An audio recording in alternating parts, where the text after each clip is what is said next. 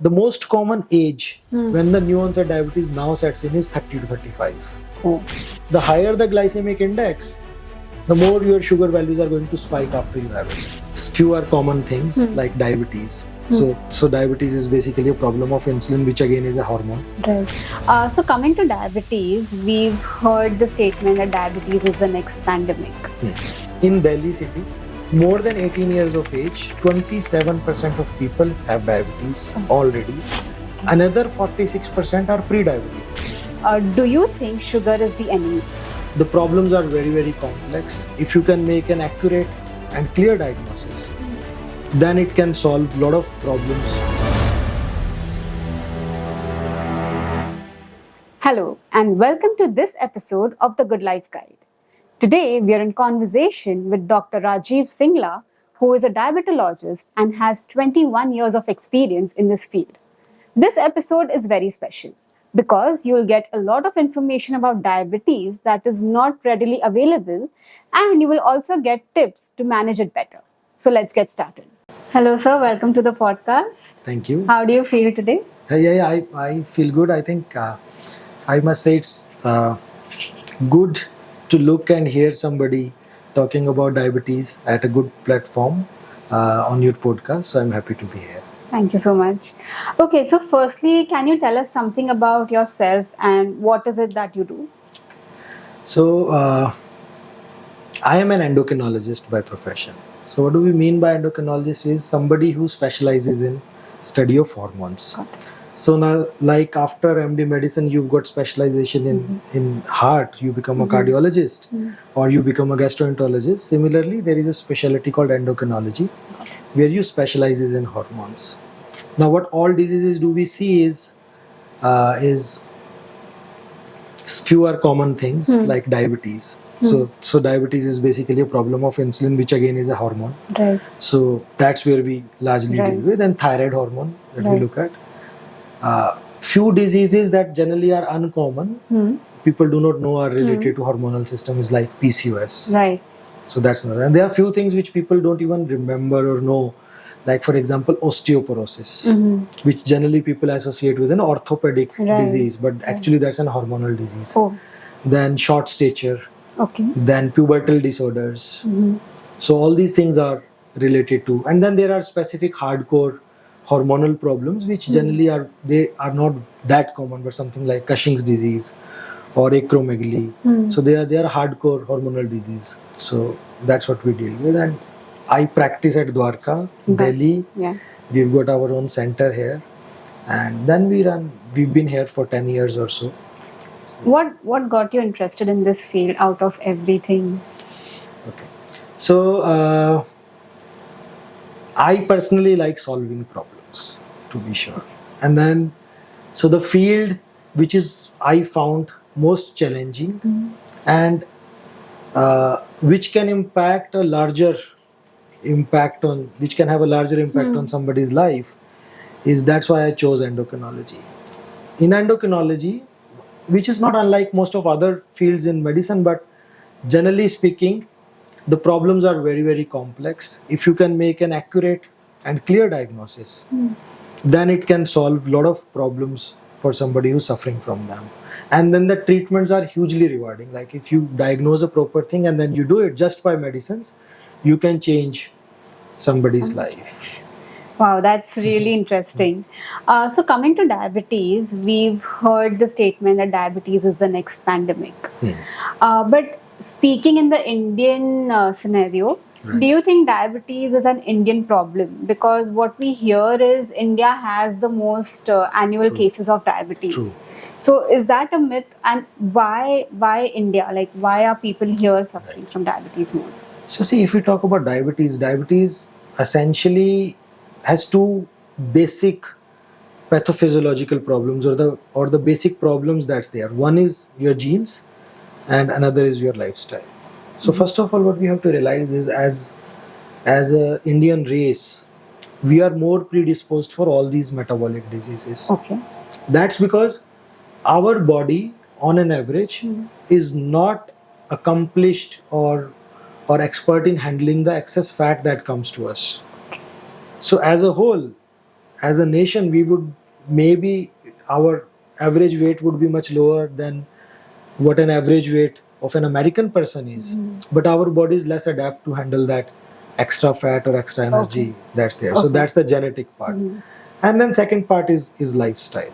So as more and more we are going towards urbanization, towards AI and things, so our physical activity generation by generation is coming less. Food is becoming more and more accessible. So all these combinations together have led to this pandemic. Numbers in India are definitely staggering.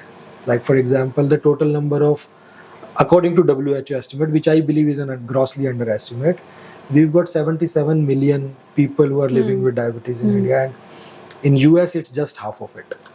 So we've got double the number of this thing. Of course, that also by sheer volume of our population that we have. But at the same time, this does not tell you the true story. If I tell you a true story, there is a paper published from Ames Group, so in which they did a study as to how prevalent diabetes is in major cities, and they included Delhi, they included Bangalore, Chennai, and Karachi. Is what the four cities. In Delhi city, more than 18 years of age, 27% of people have diabetes already. Another 46% are pre-diabetic, which means they are about to have diabetes. So there are 73% people living in this city who either have diabetes or about to become diabetic. So that's the kind of extent. Another anecdote is that once at Ames, our seniors tried to do a study in which there were two groups. One group was people who has a family history of diabetes, and another group had no family history of diabetes. They couldn't complete the study because they didn't find any enough families which don't have a family history of diabetes. So it has actually come into our houses. You will not have an household which do not have a family history of diabetes. Got it. And when there are so many people who are already pre-diabetic, like you said, what are the early symptoms that people can look for to kind of detect it earlier than? Right. So I think that's a $1 million question if you would ask me, because the problem with diabetes is, so it gives you symptoms in two different ways. One, if your sugar levels become acutely very high. So like if your sugar levels are 300, they've gone to 350, 400. So that's an acutely high, and it rises fairly over a short period of time. And second time would be when you actually have complications. So your eyes got affected, your kidney got affected, and those things gives you symptoms. But for large majority of time, it is asymptomatic. So you will not have any symptoms. So when your values go acutely high, then you would feel the classical symptoms that we hear about. You will have polyuria. Polyuria means that you will have more thirst. You would have inclined to drink more water. You will pass more urine. You will feel hungry all the time, because while your sugar levels may be high, because your insulin is not working properly, so you are not able to use that glucose. So your muscles are still hungry. So then your brain feels, because your body is not able to utilize that glucose, you feel hunger all the time. And at the same time, your muscles keep on using themselves. So the stored proteins, stored fats and everything.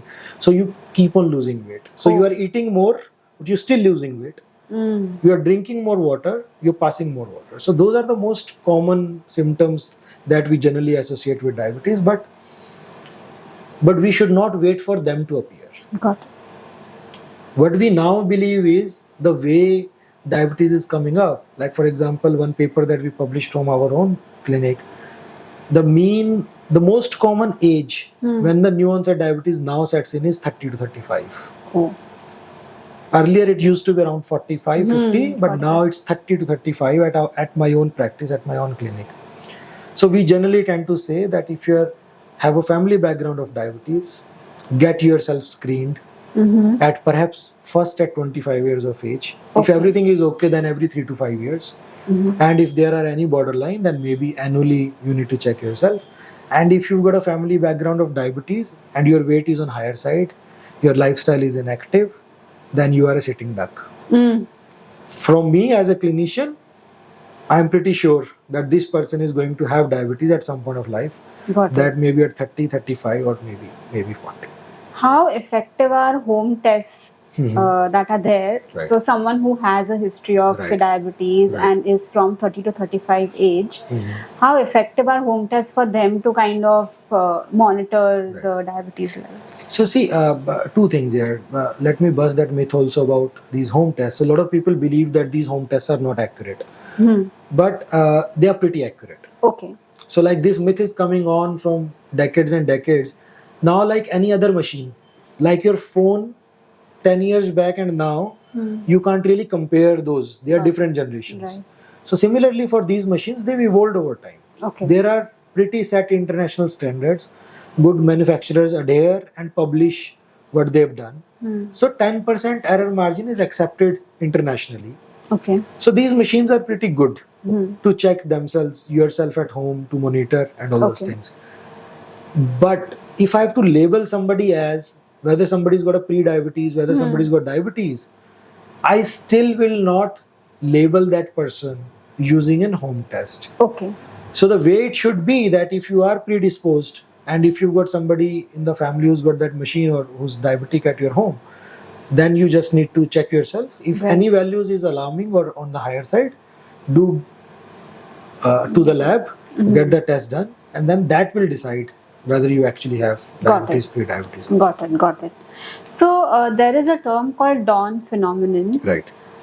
What is it and why is it important for diabetics to know about it? Okay. So see, I think there are two phenomena. One is called dawn phenomena and another is called somogi phenomena. So they basically are a kind of, we need to know both of them to understand why it is important to understand any of them. So see, dawn phenomena is that any stress hormones that body has, they tend to peak in the morning hours. So like for example, your cortisol that starts going up in the morning. So like your other hormones like testosterone that start going up in the morning. And these hormones, growth hormone also has peak in the night, but then in the morning also sometimes we have peak. But so what happens is that because of this hormonal interference, your sugar levels start going up automatically, even if you are not eating anything. Okay. So your sugar level starts going up from 3 o'clock, 4 o'clock, 5 o'clock, 6 o'clock.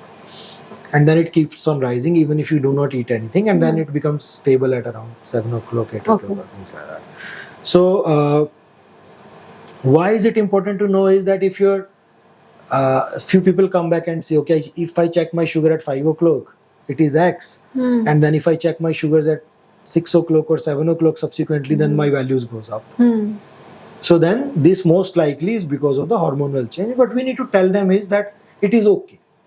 Okay. Any 20 points rise, 25 points rise in the morning time because of this phenomena is okay. Only thing is that when it becomes too high, then it becomes a problem. That was also. Now, the another phenomena that I talked about is called somogi phenomena. And this is important in somebody who's already has diabetes and is on medicines for diabetes. What happens is that if your sugar values dip, say your sugar value starts dipping at 2 o'clock, they reach to the hypoglycemia level. So body as an automatic protection starts producing more glucose inside the body. Okay. And for body, any hypoglycemia is a survival threat. So body overreacts always, and then your sugar values are high.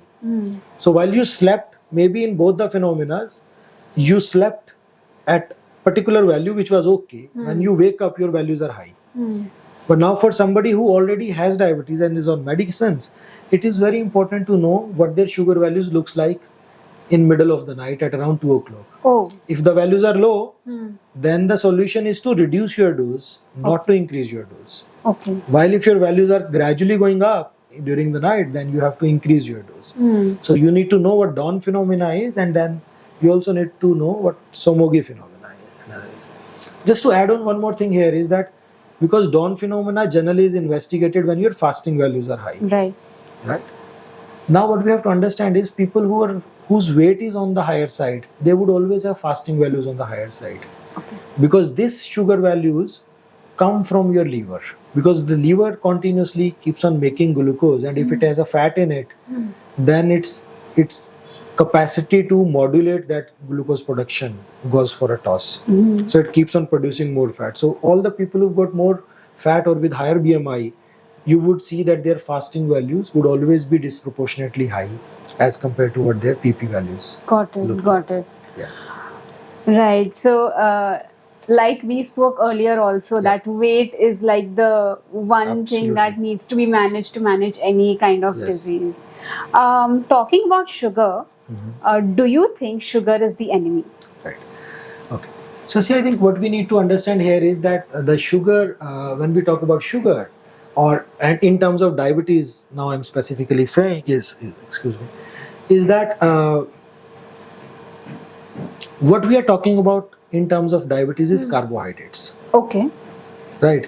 Now the sugar is the simplest and the most prevalently used carbohydrates. But what we have to understand is that carbohydrates are in each and every food that we eat. Right. Like for example, sugar obviously is the one, but then the cereals that we eat, and that cereals includes everything, includes chapati, includes rice, includes your cornflakes, includes your oats. All of them are cereals. Got it. So then all of them have a high content of carbs. Like sugar, if you say it's 100% carbs. Cereals, if you say, is 70% carbs. Okay. And most of your pulses would have 30 to 50% of them as carbohydrates, rest of few of them as proteins. So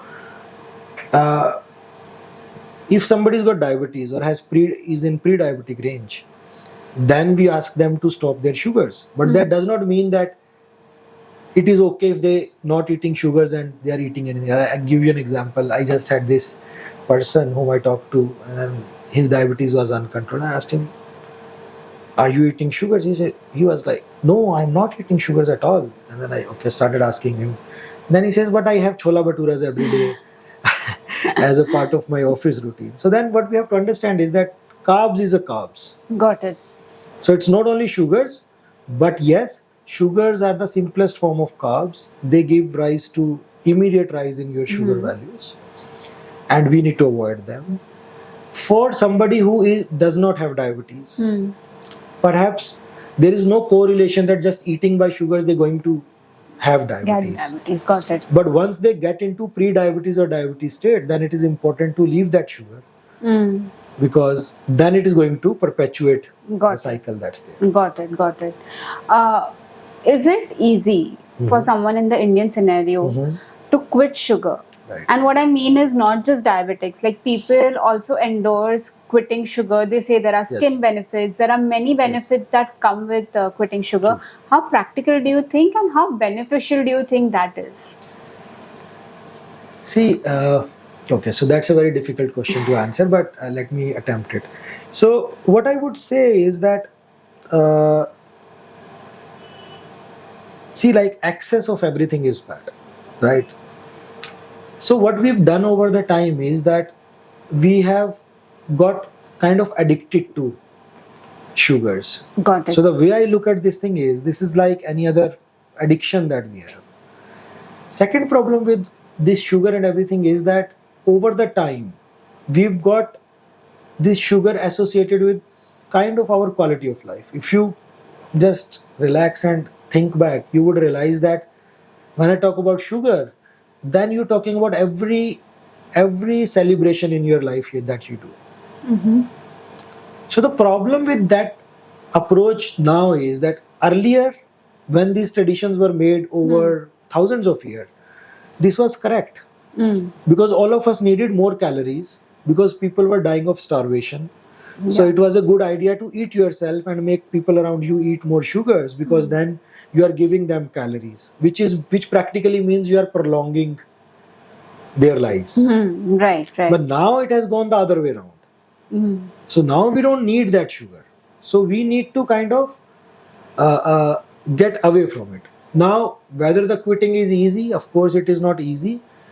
But then, as in anything, it is our own choice. The benefits are definitely there. Okay. And as an endocrinologist, given the kind of people that I see with diabetes, with PCOD, and when I go to pick my children from school, the kind of obesity, the kind of weight that now everybody is putting up, I am all for it. Got it. Only positive note that I can say is that once you quit sugar, your taste buds they naturally get attuned to the natural sugar that's there. Right. So like if you've left sugar for 3 months, your milk would start feeling sweet on its own without any added sugar. Yeah. Yeah.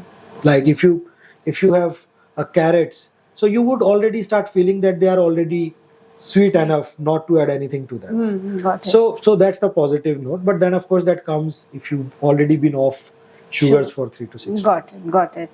We did touch upon glucose, but could you get into the specifics of what is glucose spikes and what causes them? Okay. So see, glucose spikes basically happens when your sugar values go immediately high after you have anything.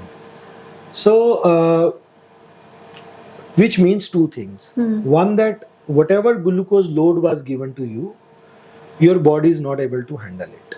Your capacity to handle that glucose has been overwhelmed. Now, just to say it on the counterpoint, not every glucose spike is bad. What we need to know is what our range of normal spikes are. Because what we've seen is in a lot of common literature or when some websites puts it out, so then any spike that comes out, they ask people to flatten it down. So now what we have to understand is that's not how physiology works. Okay. It is normal to have some kind of a limited spike, but then of course if it goes beyond a limit, then it becomes a problem. Right. So sugar foods which are of low glycemic index, which has got less fiber in them, they would have a larger spike as compared to fruits which do not have. Got it. Just to tell you a little bit about this glycemic index also, is same thing. Is practically is the same thing. The higher the glycemic index, the more your sugar values are going to spike after you have it. Like for example, your maximum glycemic index that would have is your sugars will just go high. Like simple sugars will have highest. More fiber you add to it, like for example, I told you that cereals have got 70% fat. So they would have a spike which would be lower than your sugar values, the direct sugar, but which would still be higher than what comes with your pulses. Okay. So then pulses and then followed by fruits, followed by vegetables and dairy product is what would come at end. Interestingly, if you add more fiber to anything which has got high index or high high glucose spikes, it becomes low index. So like that, and that becomes a very useful advice for people with diabetes who are traveling.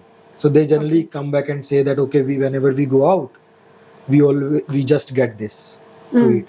So what we just tell them is that maybe what you need to do is add more fiber. So take a plate of salad and add it to your food. So whatever you are getting, it automatically the glycemic index comes down and then your spike will get reduced.